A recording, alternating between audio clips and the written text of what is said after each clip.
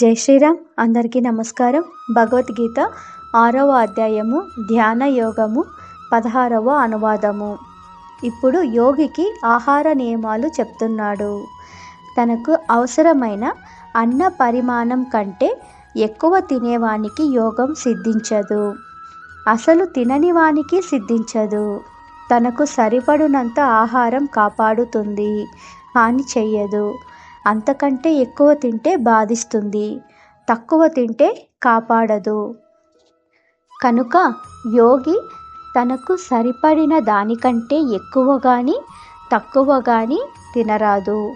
లేక యోగ శాస్త్ర గ్రంథాలలో చెప్పిన అన్న పరిమాణం కంటే ఎక్కువ తినేవానికి యోగం సిద్ధించదు.